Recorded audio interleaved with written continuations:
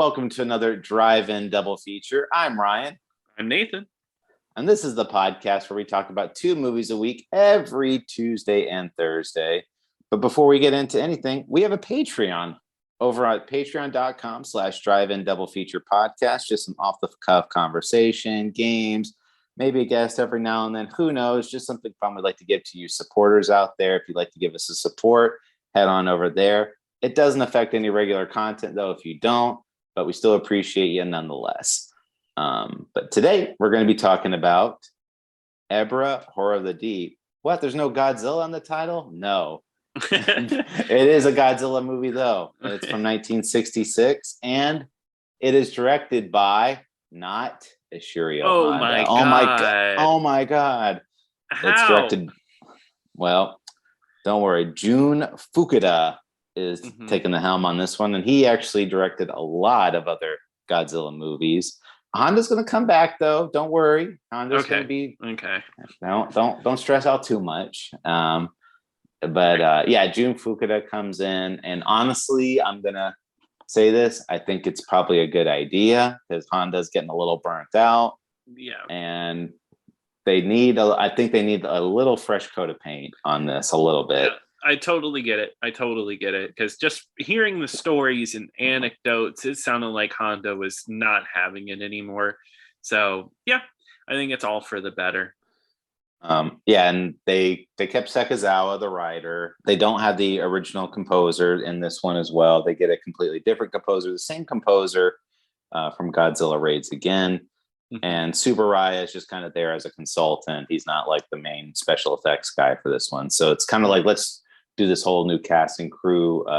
Jun Fukuda, just so you know, he did like some assistant directing on other Honda movies before. He did a couple of Godzilla movies, but like his other movies that he directed before this, he actually did a James Bond parody before this movie where actually the star of this one from the other Godzilla movies, Akira Takarada, played like a James Bond-esque type of character. And Jun Fukuda, I guess, really wanted to do like just do the same cast and crew from that movie and just apply it here. And you know what? It does feel like a James Bond-esque type of movie. It does. It even has the music. The music sounds like James Bond. It's James Bond mixed with like surf rock. We'll get into it more, but it has this like silly vibe to it. It definitely sounds like I think it's Akira Ikafuba, right? That does the music? No, that Akira Ikafuba is the main composer. It's Sato. Yes. Sato is the composer. Well, I was saying that it was somebody completely new. It doesn't sound like the same person coming back. Well, because I don't know if you remember, so in Godzilla Raids Again, there was like the movie opened with like a jazz type of song, and they went like a completely different direction. And Jun Fukuda really kind of likes these lighthearted type of movies, and he was trying to go for a lot more of this type of like teen movie, and this kind of feels like one of those like teen movies from the 80s where they like these group of kids like infiltrate a secret facility and they're trying to save their friend or whatever. And that's the main plot of this movie, is that a guy gets lost at sea, and they do imply that it was Ebirah who destroyed it, which we'll get into Ebirah in a second, don't worry. But the main monster antagonist destroyed his ship, and he got lost on an island. So his brother ends up stealing a boat and takes like I think they're his friends. They don't really establish that. I don't think so. Because upon rewatching, I watched this movie multiple times before this. It seems like, he didn't even join the competition, right? Because what it is there's a competition to win a boat. And it's a dancing all day competition, which, you see that in multiple sitcoms where they have to dance for like, and the last person standing wins something. And this is the boat. The kids are so tired. They go up, and then he's kind of like, oh, am I late? did I not make it in? And they're like, no, you didn't make it. And then next thing you know, they go get a boat. Well, yeah, because it was weird. So he goes up there, and it's clear the competition's going on, and there's only like a couple of people left on the dance floor, and he's like, "Oh, am I too late?" It's like, "Yes, you're too late. It's almost over." Like, and they're like, he's like, "Oh man, I really need a boat." And they're like, "Oh, you want to go see a boat?" And they just drive him over there. Yeah, and they're like, "Oh, this kid's obsessed with boats. He'll love this." So they go look at a boat, and it's owned. You think it's owned by this one guy that's living on there, and I don't know, like, so like the guy, when he gets there, he's like, "What are you doing on my boat?" They're like, "Oh, we were just taking a look. We just decided to sneak onto your boat." He's like, "All right, well, you could stay here tonight and then leave." Like, he lets these like people that break into his boat just spend the night. Like, imagine if somebody broke into your house, Nathan, and you caught them red-handed, and they're like, "Oh, I was just looking. All right. Well, you could sleep on the couch, but you got to leave in the morning, buddy." Yeah. Well, I guess at the end of the day, it's not even his boat, though. It's a boat he stole, and then they steal the boat from the person who stole it. So what a weird like set of emotions. That is this movie in a nutshell. It's weird and silly. And you know what? I like that about it. I think it was such a nice change of pace. I had heard a lot of times, I think most about James Rolfe's, which I've talked about before, his Godzilla series he did. He calls this, he does not like this one. He's like, "Oh, it's very average, not very good." And I get it, but also I don't know, it's fun. I think it's a fun entry in the series.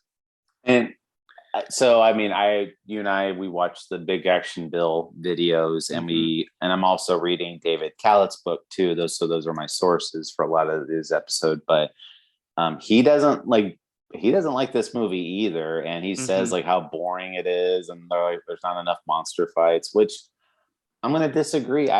If there was no monster fights, I think the human plot could stand on its own, honestly. Right. I actually had a pretty good time with the human plot. Yeah, that's what I liked about it. That's one of those things we come back from a lot of these is like, oh, the human plot just isn't enough. Oh, it's just a little boring. Here, I actually kind of care about the characters. I even like the side teenage characters and the burglar character.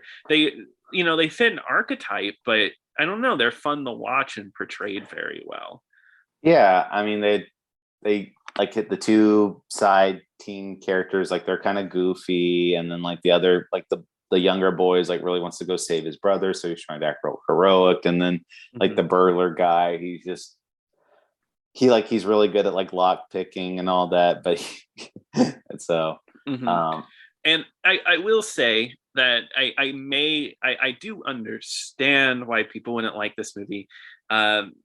For one reason in particular, and we'll get into this later, but Godzilla doesn't show up till real late in this one. If you're talking about you want a lot of Godzilla, he doesn't show up till late in this movie. I think it's like I think it's 50 minutes in he shows up, something like that, and it's only like an 80-minute movie. So. Yeah. So I mean, but I will say Godzilla, once he shows up, he's in it like most of the rest of the movie. Right. So. Let's just get into the history of this movie. I didn't really set the table for this one, but so just to give you like an idea, Toho at the time, they still had licensing to make another King Kong movie. They were still able to make another one if they so chose to from RKO, and they wanted to team up with Rankin Bass, like the same company that did the Rudolph the Red-Nosed Reindeer Christmas special that everyone's familiar with, and they were doing their own version of a King Kong cartoon show, and Rankin Bass was like, "Okay, we really want it to look like our cartoon show, and Sekizawa, the writer, like turned in a draft of it. So originally it was supposed to be King Kong as the main hero character of this, and King Kong was actually going to team up with Mothra to fight Ebirah, and it never fell through. Rankin Bass did not like that version of King Kong at all. They didn't like what they did with him. So like, all right, we're gonna bow out. We don't want anything to do with this. So Toho was just like, all right, well, let's just play it safe, and we'll put Godzilla back in here. But there are a lot of elements to it, and you could definitely see it where it was like, okay, clearly King Kong was supposed to be doing a lot of these actions that Godzilla is doing. So yes, it's very apparent, and we'll get into that for sure. Yeah. So Ebirah is a giant crustacean-like monster. He's kind of part shrimp, part lobster. He's got imagine a shrimp with lobster claws. That's what he looks like. Yeah. At first glance, you might think he's a lobster, and then you kind of put the tail together and his eyes. It's very shrimp-like. Very interesting choice for a monster. He's got like hair. He's got like hair on his belly. Yeah, like when he stands up. What a weird guy. But he's menacing. And what is his weakness? Is yellow. Yeah, it's kind of like Green Lantern.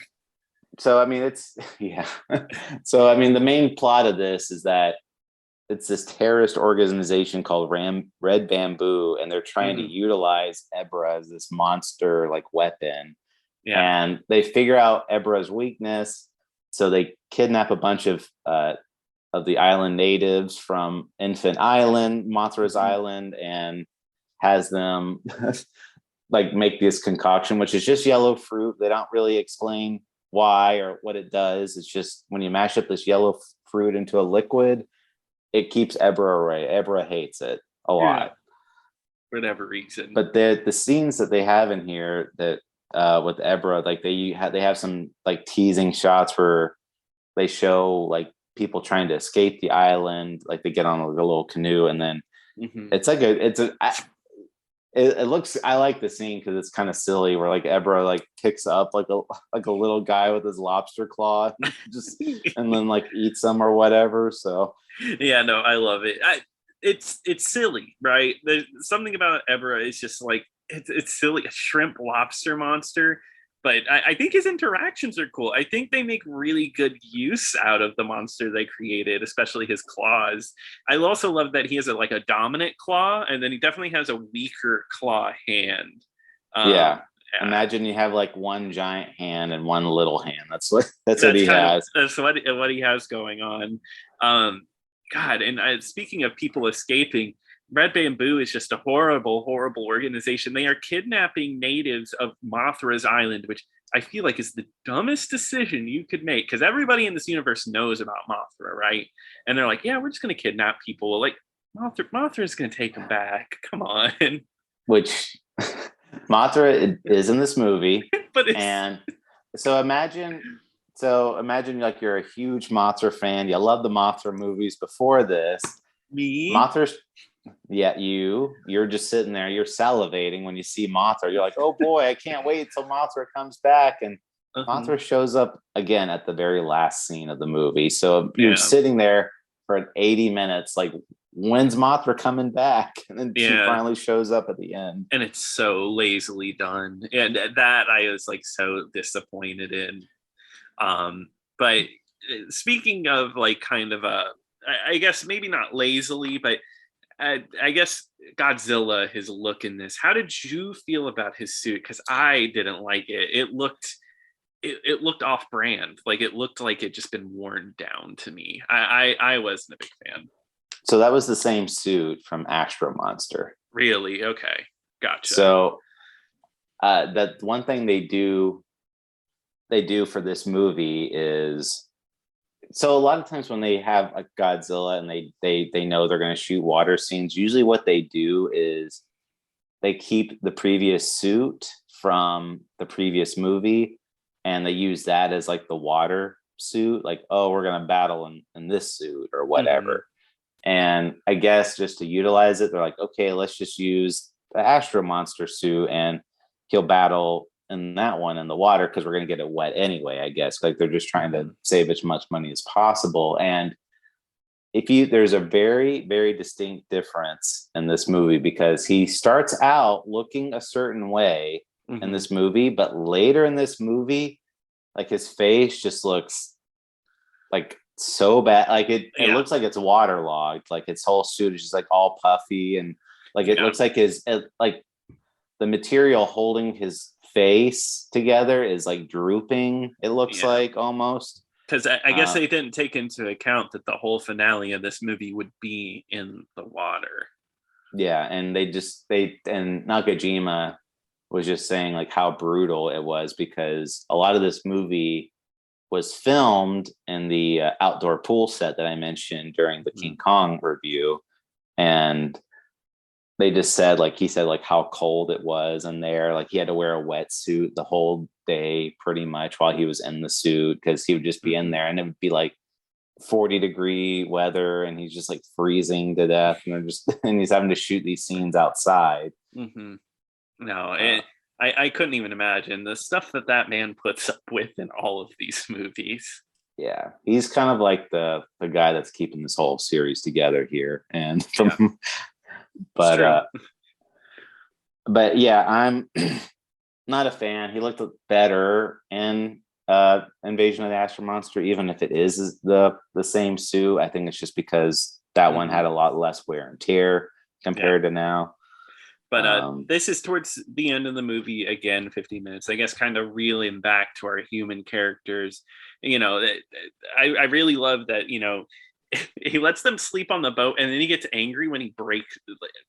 I guess I get it after it happens, but when you first see the scene of the teenage boy holding the broken gun, like, I broke your gun. It's like, how did you do that? Well, so they said it was a toy gun because he was a bank robber and he didn't want to have a real gun in there. So they were, he just, I guess he just kind of like pasted some metal together to kind of look like a gun or whatever. Yeah. But yeah, he sets sail for the island and doesn't tell him or anything that he's doing this. He just like, while everybody's sleeping, he's like, oh, I just took it because I didn't figure you'd let me. Like, I need to go see my brother. Yeah, exactly. And he's the only one who knows how to really sail, except he doesn't really know how to sail. So they can't take the boat back. So they're pretty much like his like hostage. Like they sleep in the bottom of the boat. The second time watching is thinking about the logistics of it, of like, oh, well, they haven't showered in a while. It probably stinks down there and like all this stuff. Because it doesn't like tell you how long of a trip it is. No, they don't. Yeah. And that's when they find out that the other guy's a bank robber. Yes, yeah, that's where it all gets revealed. And then they crash land onto this island because of Ebirah. I actually that's probably like might be my favorite scene in here, but like when Ebirah shows up for the first time and he takes out the boat and the little dolls that they have on the ship. It looks so funny looking, and Ebirah just takes them out. And but yeah, I really like because this is our big intro to Ebirah and what Ebirah looks like. I mean, the Ebirah shows up really early in this movie. You definitely see what he looks like. Yeah, it's definitely like I guess there's a reason he's the title monster, because he shows up early and is like kind of the biggest presence in this movie. And it's almost like they stumble upon Godzilla in this movie, right? He's just kind of there. They're like, oh yeah, he's sleeping on this island. And yeah, so I mean, that's one thing that does get a little annoying with this series is some of the continuity with Godzilla. Like, how did he get in that cave? I don't know, because like at the very end of Astro Monster, he falls in the water with Rodan, and that's the last you see of him. So you're like, how did he get up to this huge seaside cave? I don't know. It just seems there. Yeah, exactly. Not really explained at all. But we talked about it before, but I really like when they sneak into Red Bamboo's secret base. It reminds me of what's the Burt Reynolds movie with the random bank robber? The Gator. Gator had the random bank robbery scene in it. And only this scene had more cats. I wish. No, it just has a moment where after he safe cracks the big door, they like come back. They go in. They're like, okay, we're gonna go in and see what's in there. And then they come back and like, oh, it's a nuclear whatever. they're making hard water for nuclear bombs. Like, they just know that off the top of their head what this is for. I know. Well, they break into, there's a safe, and the bank robber character is like, oh, let me just crack that safe open, and they crack it open, and they run in there, and they're immediately like, no, it's a nuclear reactor. It's so funny that that's just their reaction. They know. Yeah, they just know. They felt it like instantly. Hopefully the Dr. No nuclear shower is somewhere so they can just get their levels down. Yeah, just hop in the shower, you'll be fine. And then the younger character, the little brother character, he gets taken away by a weather balloon, and he's just like flying away, like kind of like King Kong. Yeah, and you could see him like flying, and it's like this little figure or whatever. Yes.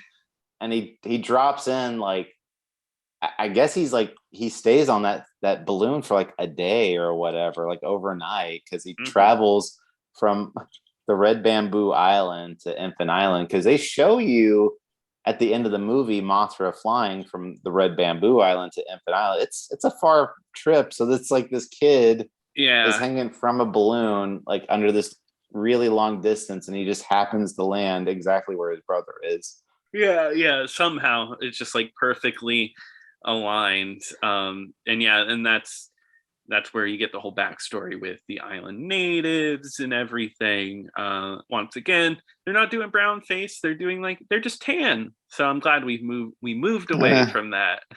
Kind of, yeah. We didn't talk about the female character that shows up in this movie that kind of tags along with him. Dio. She she's not bad. I don't hate her or anything. I thought she had a really funny scene whenever they're like speaking slowly to her, but she knows Japanese perfectly. She's like, yeah, I understood you, you're a friend. She just knew. But just because like on Infant Island, when they during King Kong, or no, this was Kong. Did they know English in Mothra? I can't remember. Or Japanese. I think they speak to them, right? Yeah, because the Peanuts did. That's right. Yes, yeah. Oh, speaking of the Peanuts, they did not come back in this one. Yeah, the two fairies characters are in it, but luckily they found some different twins. Yeah, they got some different singing twins too. Pear Bambi. Yeah, they don't have the peanut energy. What an iconic name. Yeah. God, and even the song they sing isn't very good either. It's no Mothra theme. No, I mean they'd sing like a version of the Mothra song, but it's not nearly as good, in my opinion. No. And the whole movie. So like one thing they did as a cost-cutting measure is almost the entire movie, it takes place on an island. And that was to kind of, in a deserted island at that too. And that was so they could build less miniature sets. They wanted to keep it really cheap because Toho, despite this being a very profitable franchise, does not want to give this franchise any money at all for whatever reason. I don't know. It's like their bread and butter at this point. And I mean, it's making less money, but it still seems like it's doing well. Yeah. I mean, it's like one of their most profitable. It is, I think, their most profitable series at this point. It's like I said, it was like their most popular thing that they send out to other countries. That's because Godzilla at this point is like a worldwide name. Yes, yeah. You know, when a Godzilla movie's coming on, and I'm pretty sure they were playing them on television by this point. Was it this one I was reading that it released on television before even the last movie came over to us? Yeah, so like I said, Invasion of the Astro Monster took a while to come to America, even though that was the next one in the series. And then this one, it went straight to TV. And it was called Godzilla versus the Sea Monster. That's a more apt name to get more people to watch. Yeah, I mean, it gets the message across. And then the next Godzilla movie, Son of Godzilla, that was in theaters and then Invasion of the Astro Monster came out after that. So I had to wait 2 Godzilla movies before it came to America. Yeah, but these movies have zero continuity, so it's not a big deal. Well, like I said, Akira Takarada is the main protagonist, and he's played like 10 different characters. And then the main antagonist of this movie is Akihiko Harada, which is Dr. Serizawa, from the first movie, who saved everybody by making that. So he's back again, wearing an eye patch again. That sweet eye patch. That man can rock an eye patch. I love it. Speaking of it, Akira Takarada, I do have some bad news. This is his last Godzilla movie for the Showa era. He does come back in some modern ones, but that's cool. But up until the 80s era, he's out. Yeah. It seems like it's getting to that point. How many movies in are we? This is the 7th movie in the series. The 7th entry. Yeah, that's a lot of movies. There's a point where people have to move on, right? Well, that, and you gotta figure too. These people have been doing, like, Godzilla is not the only monster movie that these people have been doing. Like I said, we've done Mothra, we've done Rodan, and there's all these other ones that they've done, like these one-off monster movie characters. So I mean, people have been doing a lot of work here. So they may not necessarily be in a Godzilla movie again, but I trust me, they're doing something. Yeah, exactly. But I guess the next thing, and this is what I really think of when you say this movie it's written for King Kong, was how they wake up Godzilla, and that's with a lightning bolt with a sword in the top of the cliff. Yeah, they stab a sword into a rock, and then that gets electrocuted. Godzilla comes out, which I like this, like when his entrance in here, because he breaks through a cave, and he's just there standing tall. He's looking good. I think that's really cool. And then he goes and fights Ebirah. I don't think this fight is the standout fight, like the very first one where he ends up running away. Wait, which one is the one where he takes off his claw? That's the last one. That's the very last fight. So, but everyone does remember this scene because of the volleyball scene. Oh, okay. So this one's the volleyball one. Okay, yeah, that is so funny because they knock a rock at each other over and over, and this scene lasts for a while too. It's a constant volley too. It's not like the rock drops and picks it up and throws it. It's like, imagine you're playing a tennis match and it's just like donk donk, like they're just hitting it back and forth to each other. It's so long. And Ebirah splashes him around and stuff. It's a now that I think about it, I mix these two fight scenes together in my head because they kind of take place in a similar arena, the water. But yeah, the volleyball scene, that is pretty good. Yeah, and the fight kind of goes at one point where Godzilla shoots his atomic breath and it heats up Ebirah, and Ebirah starts smoking. He gets launched into the air, and then Godzilla does like a judo throw to Ebirah.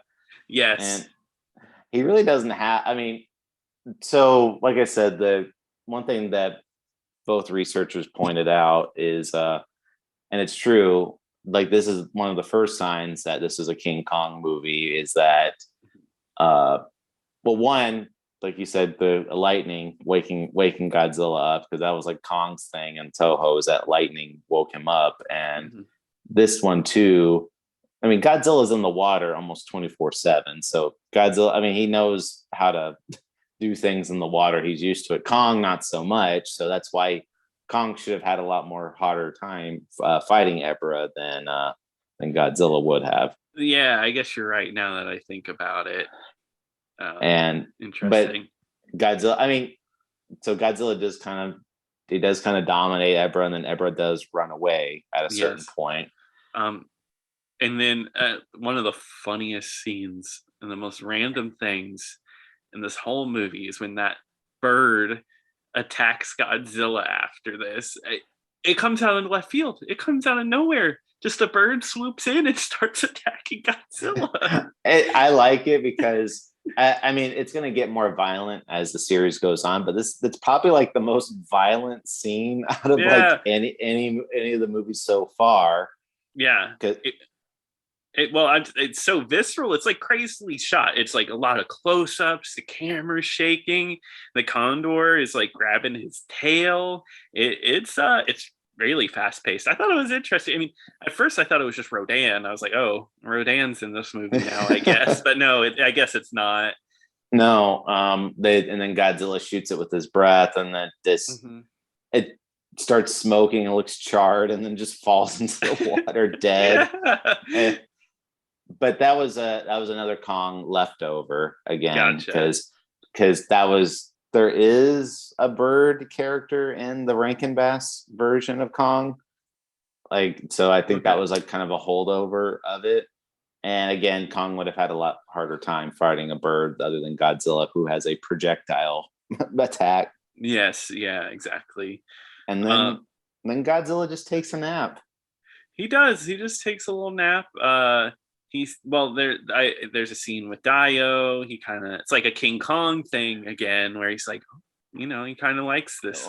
Yeah, and like that's one thing I did not like about the movie, because I'm like, why is Godzilla so interested in this one? Like, he's literally never has like a one-on-one interaction with a human character up until this point, like, ever. True.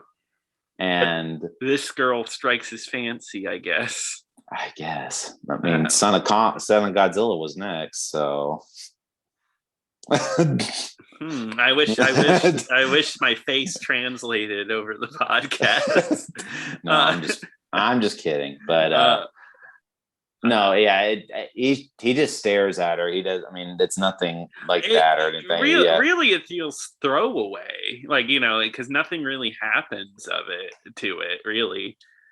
And when after he kills the bird too, he scratches his nose a little bit. Oh yeah, you sent me the gif of that. I love it, where he's like that. Kind of a cocky bastard, Yeah, I use one of my curse words. So. Oh yeah, there you go. Yeah. So then he sits there, and the Red Bamboo has their fighter jets come out, and they shoot missiles at him. So there's two different versions of this scene, and you said you watched both versions, so I want to know if you noticed. Okay. So in the Japanese version, or in the English version, there's no music accompanying this scene. It's just them attacking Godzilla. Mm-hmm. And then in the Japanese version, that surfing music that was in the beginning, it's like Godzilla's like getting attacked with surfing music, like going over, and it's just. It's so bizarre, but I kind of like it. I agree. Yeah. It's funny. I watched the English version first, and I watched the Japanese version, and this popped up, and it kind of took me off guard, but yeah, I think it's fun. I don't know. It's kind of silly. Like, the past movies, the score is amazing. Don't get me wrong with the boom, boom. It's a lot darker, bigger, but this is like, hey, dude, it's kind of like, it's got a cool energy to it. We're not taking it as seriously. Well, you see, like, part of me gets it. So I think it does work too without sound, like watching both scenes. So there's nothing wrong with it without sound. I don't think it takes away from anything. But this one, to me at least, the way I kind of read it, it's like normally Godzilla was attacking Japanese soldiers or the military. So it was kind of like he was killing people just doing a job, or like these innocent soldiers. But in this one, he's actively attacking terrorists. Yes. So it's like imagine like a big hero's like taking out all these bad guys, and they're just playing like this fun music. So it's kind of like that to me. Yeah, no, I like that. No, and I think it just is part of the reason why I like this movie. It's such an oddball Godzilla movie.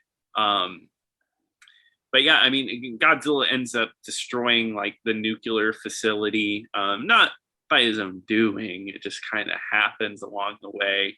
And we get, there's the human plot played against the Godzilla plot. And I think at this point in the movie, maybe I was a little tired of the human plot. I was like, okay, the Godzilla stuff is cool. I'm okay with sticking with that. But the human stuff, it's not bad. They like fight over trying to push a button for a while, and it keeps retracting. why does this button keep retracting every time they get their hand I don't close know. to it? So I think that was kind of a holdover from that, where it was like trying to be like a lot more comedic, but it's like James Bond type of setting. Mm-hmm. So I think that's what it was. But you know, it's goofy. I didn't mind it, and Yeah, and yeah. and the one of the goofy side characters who doesn't really have much of a personality. You know, he's kind of dopey or whatever, but he went into the scene, the facility, like where they're grinding up all the fruit, and he's like, oh, how about you guys just put the leaves in there and not the fruit? And they're like, oh, good idea. And you're just like, we'll just give them the wrong fluid instead. Yeah, I don't know. I you know, once again, just a silly like little leap and like, oh yeah, and then they kind of wait for Mothra, right? That's kind of like the end of the movie. Is like the natives and the human characters are waiting for Mothra to come and pick them up from the island. Yeah. And that leads to the final battle between Ebirah and Godzilla, and which is good. It's a good. It's a very good fight scene. I thought they did a really excellent job with this one. Yeah, I totally agree. I think it's great. Yeah, like I said, Godzilla at one point gets dragged underneath the water. They're fighting underneath the water, which it's not actually underwater. It's them, like it's shot behind like an aquarium, so it looks like they're underwater fighting. Mm-hmm. And that's the iconic scene that you mentioned before. Godzilla rips off both of Ebirah's claws, and then he starts taunting him, like closing the claws like Adam after he steals the claws. Yes, yeah, I really like this. There's just something cool about it because he's just, once again, being a cocky bastard, just has those claws just like crunching them in front of him. Like, yeah, I got you. I took care of business. This Godzilla I love. This Godzilla's cool. I like him. Yeah. Godzilla's getting a little bit of the heroic vibe to him, where he's he's like that anti-hero. He's still that anti-hero a little bit, where he's not like a full-blown like I'm a goody good guy or whatever, which he does get to that point, but but at this point he's still kind of like I was like, come back and try that with me. And so much so when Mothra does show up, like Godzilla and Mothra have like a mini confrontation. Yeah, but it's very one-sided. Mothra kind of just slaps Godzilla. It's like, all right, I'm out of here. It's not even really a fight. I know. I was kind of like, I don't know. I guess I would have. I think again, this was kind of like a Kong holdover, where it was because Kong didn't know who Mothra was, and then Kong would have just gotten slapped by Mothra or whatever. But here comes Mothra once again, stealing all the glory from Godzilla. Godzilla did all the hard work. Mm-hmm.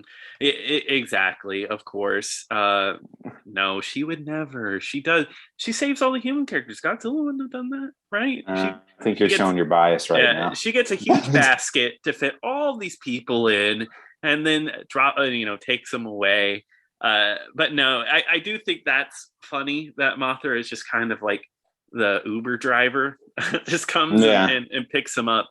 And they're gonna leave Godzilla to die. Godzilla, who like saved them from the monster, everything. They just like almost, they end up being like, hey, Godzilla, run away, it's gonna blow up. But for a second, they're like, bye, you're gonna die.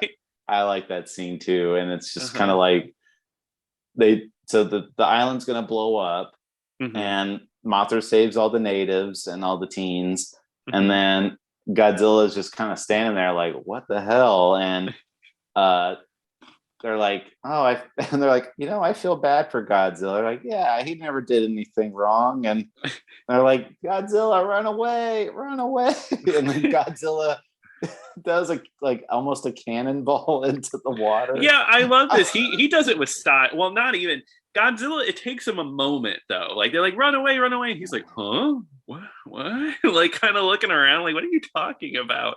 And he cannonballs. He does like a whole cannonball. And And Nathan, this is the very first movie where we actually get to see Godzilla swim away. Can you believe that? Yeah, I know. He actually gets to swim, and they're like, "Hey, look, Godzilla made it!" And you see him. Because I mean, every other movie, it was Godzilla would fall in the water, and they're like, I don't know what happened to him. And well, I mean, in Ghidorah, he was kind of just standing there, being like, "All right, I guess it's over." But he didn't swim back. And then this one, he finally gets to swim back, indicating that yes, he is the victor. Yeah. And so he does win this battle. And then I guess we didn't talk about it. Mothra, I think to me looks bad. Very green screened in. Feels like something like cut from another movie. It feels like they just a way to usher her in, honestly. And again, all the other researchers pointed out, like, this is the same Mothra suit monster from way back when. So it's looking rough. It's not looking. It's definitely looking really bad. And then there's the scene too, like when they're chanting for Mothra, and Mothra's laying there, and they're like, Mothra's just like a matte painting at one point. That doesn't look very good. Yes, yeah. Well, I think about the end of the movie where they like the basket's gone full of people on her flight back. And I noticed this the first time I watched. I was like, why is it just Mothra flying? Where did the people she's helping go? I love that big action Bill in his video. It's like, oh yeah, she just dropped them into the water. She said, "Screw you guys." Yeah, maybe they should have took their chances with Godzilla on the island. He might have been a little more helpful. Who knows? Godzilla could have swam him back to the island. But yeah, I think that's it. So in terms of plot, but yeah, this movie did sell 3 million tickets. Not their best, not their worst, but this is like the last time I think they said that they cleared 3 million tickets. So gotcha. Kind of people are starting to get that Godzilla fatigue, I guess. So yeah, I mean, it makes sense. You're making yearly movies and stuff like that. People start to get tired of seeing the same thing. Yeah, and Jun Fukuda is not a fan of this movie. In fact, he hasn't liked any of those Godzilla movies that he did. Really? I wonder why. They say he's actually hypercritical of his work to begin with. Okay. So he's one of those directors that's just not satisfied with anything that he does, and he just they said they gave him like a VHS copy of Godzilla versus the Sea Monster, the English version, and he was just like, he hated it. He said he didn't like, he just was bad mouthing it, didn't like it at all, and so he. Very hard to please guy, but gotcha. I mean, that's some people are like that with their art, just very like critical of it. So you know what, that makes a little more sense.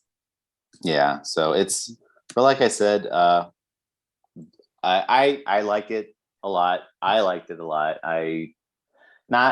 It's sequel wise, I think Ghidorah is still my favorite, but but it's still a very worthy entry in the series. It's better than the last movie, definitely better than some other entries into the series. Yeah, I can totally agree with that. I think this is like one of my favorites of the bunch. Not the best, of course, just like you said, but I like it because it's stood out so far. It feels like a different creation. It's a little more lighthearted, and I had a good time with it. I think it was an enjoyable, underrated Godzilla movie. I think it's worth checking out. Totally agree. Definitely does not get its justice that it's due. But let me make sure I think that's it. So all right. we're gonna be shutting the book on Toho for now, and we're gonna be coming back to it. Don't you worry. And I think Godzilla is going to be getting a little bundle of joy. There's one iconic character that everybody loves. Yeah. I only heard praise for this character. I'm excited. So, but don't you worry. That's a little teaser for next time. But Nathan, what are we going to be talking about during our month of October? Yes. Oh my God. So it's the month of October. What's the first thing you think of? leaves changing, Yes. getting those early Christmas sales because they're putting Christmas stuff up, I'm sure. All Christmas ornaments are out. So what I think of is courtroom dramas. Courtroom drama month is coming. No, it's horror month. I know you're joking, but I wouldn't be opposed to that either. Yeah, I'm sure there's some fun. maybe one day we'll do courtroom dramas. But no, it's October, so we are going to be doing all horror movies all October. No specific theme. We're gonna hop around and just try to pick some good ones, maybe some bad ones. Who knows? But I thought, let's go ahead and get this first Tuesday of our horror marathon off with a bang. So we're going to be talking about the original, the OG Grindhouse feature, the Texas Chainsaw Massacre. Oh, wow. All right. So yeah, we're going to be talking about Texas Chainsaw Massacre. That is streaming on Tubi right now, and I'm pretty sure you can find it a lot of places nowadays. So yeah. I can't wait. The 2003 classic. Cannot wait. No, Texas Chainsaw 3D. Did I not say the 3D part? The one on Netflix. Gotcha. Yes, yeah, that one. No, I don't want to joke about that. That's the 70s version. Yes, the 1974 Tobe Hooper version. Yeah, but it'll be a fun time, and can't wait for this whole month to go on. But if you have any thoughts, suggestions, opinions, please email us over at driveindoublefeaturpodcast@gmail.com. Don't forget to follow us on Twitter at DIDFpod. And again, check out our Patreon at patreon.com/driveindoublefeaturepodcast. But until next time.